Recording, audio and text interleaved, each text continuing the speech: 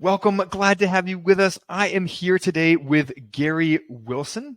So after 18 years in the corporate rat race, Gary Wilson took his real estate side hustle full time as an investor, as an agent, as a coach. So Gary, I'm super excited to have you with us and to talk us through where you are now, how you've built this life by design for yourself, and how you got here. Sure. Well, first of all, I want to say thank you. I appreciate the opportunity to be here and share, and I hope what I share will enlighten some people and maybe inspire them to take more action and go further with their vision too. So I have no doubt.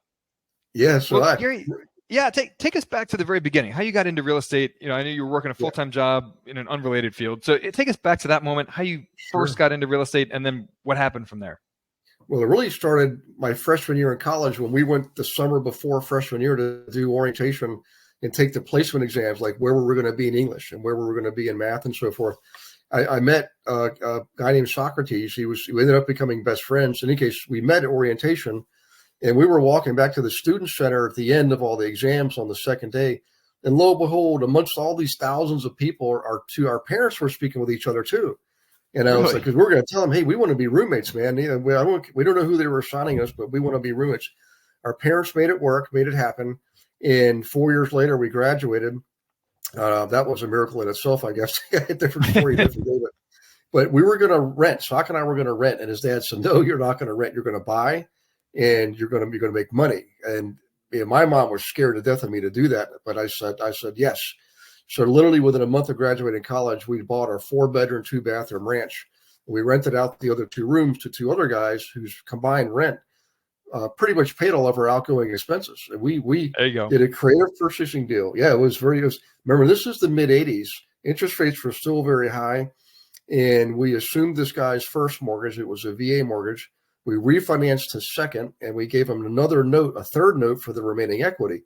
So this was a very creative deal. And it worked. In any case, 2 years later, I got married, moved to a non-sunny, non-tropical place called Pittsburgh. Great people there. I love Pittsburgh, the sports, the people, but there ain't no beach anywhere up there. So in any case, but it's a great place to invest. So after about 10 years, I remember sitting there thinking, gee, I wish I'd have done what Mr. DeMett had taught me to do and keep investing. So at 35, I started investing more aggressively. And in 5 years, I was able to leave the corporate world when I turned 40 years old. And I had, I think, 70 some odd units, something like that. I eventually went up to 250 units. And I built a brokerage company on top of that, a title company, a property management company, and an appraisal company. Because one thing I learned from banking is once they have you as a client, they will offer you many other products and services. So I took what I learned from banking, brought it into the world of being an entrepreneur, and offer these other services to clients that I already had. I started serving other investors. But before that, though, it was really all about building the portfolio. I just kept wanting to add more units and add more units and add more units. And I got to the point where it was like a job. So that kind of took the luster off. But what I realized is, wait a second, I'm confusing investing with management. Entrepreneurs, you generally don't like to manage, and boy, it's true. So I built a property management company internally first. That's what I did. I used that internal business to incorporate it, to launch it for other, outside clients, and worked like a charm. So I want everybody to remember this. Big lesson in life for me was the real estate ended up not being the end game. It ended up being the foundation upon which I launched other businesses. And remember, I was a corporate guy in IT and banking, doing mergers and acquisitions, and doing pretty well. I was a corporate VP, and it's not the retail type VP. I was in headquarters and had all the 5 weeks vacation and all the perks and benefits, a nice office on the 42nd floor, overlooking the 3 rivers. It was by anybody's standards, it was perfect, but to me, it felt like I was wasting away. That's what it felt like spiritually dying. And I finally had the guts to leave. I could have left earlier, but I just didn't have the courage to do it. I mean, I had children and all the benefits, medical, dental, the whole 9 yards. It's hard to cut the cord. Yeah, absolutely. But what's really neat, guys, and if you're not driving, feel free to take notes. I don't mind sharing it all and having you. If you can copy what I did and it helps you, I'm all for it. Leaving the corporate world was scary. I will give you that. But I just want to emphasize this. If you can invest while you're working still and build up enough of a portfolio to meet or exceed your current corporate income, you know, remember when you do leave the corporate world, you're not going to have all that extra time, 8 hours a day, 40 hours a week, not to mention travel time to and from work and parking and all that kind of stuff to leverage and use to build more of your portfolio.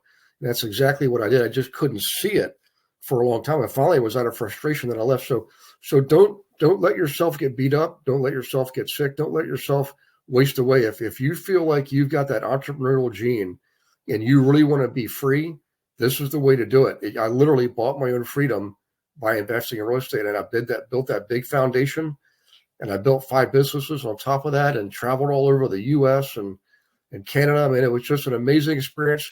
If I had never done it, I would still be there working, looking at retirement. That's not any way to live life. Living your last couple of years as an employee, thinking about, I can't wait till I retire. There is so much more to life than that, guys. Okay. Yeah. I'm sorry, I'm going way down a rabbit hole, Brian, but So Gary, let's rewind a little bit. I want to dive more into how you built these businesses, but before we do that, okay. You talked about building a foundation with real estate investments. So you started with single family rental properties. It sounds like. Tell us how you scaled your real estate investing business. Sure. Well, the first one was a single family home, and then I bought 2 more homes to live in personally. And then when I was 35, I actually went out and bought a pair of fourplexes. I had 2 fourplexes, okay. So 8 units right out of the gate, and I bought them at a fair price. It wasn't, I didn't get like a home run kind of deal, but I knew from my business experience in banking and doing mergers and acquisitions that just like in baseball, the teams that win the pennant are the ones that put guys on base. They'll take the singles, right. They'll take the doubles, they'll take the triples. Occasionally, you get a home run, and if you're really having a good day, you'll get a grand slam home run. So Brian, I really went out duplexes, triplexes, fourplexes, till I had 70 some odd units, right? That's all I bought, because anything 4 units and below are considered residential when it comes to insurance and financing and everything. It follows residential rules. 5 units and above is when you get into the commercial world. And it's not much different. It's just, there's no money. In the residential world, there's plenty of people that are willing to help you and hold your hand. Commercial world, not so much. So you want to work your way up to it, But what the strategy I did, Brian, was this. When I bought the house with SOC, we did it through creative purchasing, creative financing, because at the time, that's what was necessary. Now, I want to emphasize this to everyone listening. Creative purchasing techniques have their place. It's just not every place. When you've got a market where you can get 3% interest rate loans, good Lord, do it.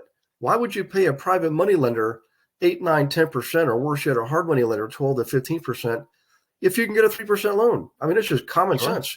So I'm not knocking all the late night gurus teaching all that stuff. I teach it too, but I want everybody to know it's not the only way. There's many ways to buy properties, and conventionally, when the market is right for conventional purchasing, my gosh, take advantage of it. Get those 3% loans. So that's what I did. And then I bought, what I did is I had some cash I used, and then I got a home equity loan to give me more money for down payments. Then I took out what's called a personal line of credit. It wasn't backed by anything like a house or properties, to help me buy more properties, come up with the down payments. And then eventually at the end of that year, in the year I was 35 years old, I had purchased 30 units. There were 10 properties. Some were duplexes, some triplexes, some fourplexes. At the end of that year, I actually had income that was matching my corporate income. And I thought, wow, I've done something here. So what I did is, Mr. Conservative here, I decided to take the next year off from investing and pay down all those secondary loans, the line of credit on the home, the personal line of credit, and so forth. So it allowed me to increase my equity position rapidly. Plus, remember, I was fixing these places up, and they were appreciating because of the increase in value by me fixing them up. And it also allowed me to raise the rents.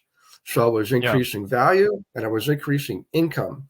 Because you're paying off some of these mortgages. So you're boosting your cash flow. Yeah, Correct. Yeah. So the third year when I went back out, it actually allowed me to have enough income coming in from the rentals. If I didn't touch, I was the master of delayed gratification. I never touched a dime of profit. I accumulated it. So in the third year, remember, I didn't have those secondary mortgages, or loans. I just had primary, first position mortgages with a lot more cash flow. I was able to save cash flow. So every 2 or 3 months, I could buy another property, put the money down, buy another property. I did that for a while. Funded solely from cash flow from your prior investments. Correct. So I was banking in myself, other than yep. Snowballing. Yeah. You got it. And then what I did is like the fourth and fifth year, I started using the stair step approach. So what I would do is, I would accumulate the cash flow, right? And I would buy the next property. And each time I did that, I had more cash flow, right? So it got to the point where I was able to retire. I did retire after 5 years of investing. Then I started using the BRRRR method, which is BRRR, buy, remodel, rent, refinance. The difference is at that point, I was paying all cash for the properties. I wasn't borrowing to buy the property. I was paying cash to get really, really good deals. And then when I would fix them up and rent them out and go refinance, I was putting brand new first mortgages on them. And this is really important, guys. Everyone listening, please write this down, okay? Unless you're driving. Instead of borrowing up to 80%, which was what banks will let you do, I only borrowed about 2/3 of the value of the property. So these are my ratios. So I'm going to give you the ratios that'll help you grow forever in perpetuity and never have to stop. As long as you have your debt servicing, the principal and interest payments on your mortgages, as long as they're not 1/3 of your gross rents, you're going to be okay, and the banks will lend you money till the end of time. The other thing is that's on the income expense side. On the asset liability side of you're looking at so that you should have a financial statement. So you've got income expense is one part, assets liabilities is the other part. I always made sure I didn't owe more than 2/3 of what I owned. So if I own $10 million in real estate, I didn't owe more than $6,666,000, right? Now, that was the next phase. The third phase was the real clincher. I found a commercial lender who was willing to give me a commercial blanket mortgage. Second position, by the way, was a line of credit across my portfolio. He didn't make me refinance everything. A lot of people say, well, you can't do that because they're going to want you to refinance. And I would agree 99% of the time. But if you talk to them, show them what you've accomplished, right, and ask them, say, look, I just want a line of credit. That's all I want, business line of credit, and I'll sweeten your pot. Yeah, and if you have enough equity in those properties, absolutely. Then why not? Yeah. Yeah. So then I was able to go out and buy big properties, big properties, like a 78 unit, ended up being a 90 unit. And then I did the same thing. I've put a lot of money into it, parking lots and boilers and all kinds of stuff, and made that thing a lot. We doubled the value, by the way. Plus, we dramatically increased the rents. Then it was in the big leagues. And at that point, guys, I know this sounds crazy, but I'm sitting there thinking to myself, well, what now? I kind of got it figured out. I'm my own bank, and I've been there, done that. It's like the guy that works at the Starbucks all day long serving coffee. Do you think they want to go home and have a cup of coffee? Probably not. So that's when I started building businesses. And all I did was I already had a real estate license. I didn't really use it for traditional owner occupants. I really only used it for investors. And I decided, what, I'm going to build a brokerage out of this, and brought in 8 agents that I taught over the years how to work with investors. And we very quickly went to 50 agents in 3 years. And by the way, this was during the recession years. And I didn't know it was anything spectacular until 2012. All these big box companies were trying to buy me. They said, you realize in the last 3 years of the recession, half the agents left the business. We're all dying on the vine. And your little brokerage grew 6-fold. And I said, well, I knew it grew 6-fold. But quite frankly, I wasn't paying attention to what you guys were doing. They were paying attention to me, but I didn't have a clue what they were doing. And I refused them all. I said, no, I'm not selling. This is ridiculous. But eventually I didn't want to be back. I wanted to be back at the beach is what I wanted to do. I wanted to go back home to Virginia, be by the water in the sunshine, playing golf and surfing and all kinds of fun stuff. So I actually did a merger with one of the companies. But before I did that, Brian, I had launched property management. because I already had the clients. All those clients that we were serving to help them invest, they all wanted property management. And property Sure. management is what we call a soft industry. It's soft. In other words, it's not very well structured. There's a lot of people that are horrible at it. There's all kinds of Yeah, a shenanigans lot. involved. Oh, it's Yeah. I horrible. mean, So yeah, so we built a good property management company, and then we grew to 700 units very quickly without one dime being spent on advertising. Not one dime, was all word of mouth. Then I built an appraisal business and a title business because we already had the clients. I didn't have to go get new clients. We never spent a dime on advertising. Any case, after that, I decided, I really enjoyed, of all the things I was doing, I enjoyed teaching the most. I always was more fulfilled when I taught people how to build businesses, how to buy properties, how to serve other investors. And so I started teaching that for about 8 years, and eventually got back and launched a team. So where I am right now is sort of my swan song is I built this team called the Global Investor Asia Team. We're in 38 states after only 3 years. We do work with traditional clients, but we're known for working with investors. We got an entire platform for it.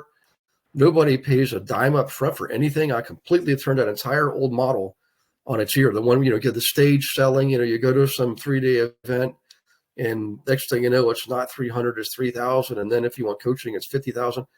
Nonsense. Again, I don't want to knock those people because there's some good people out there.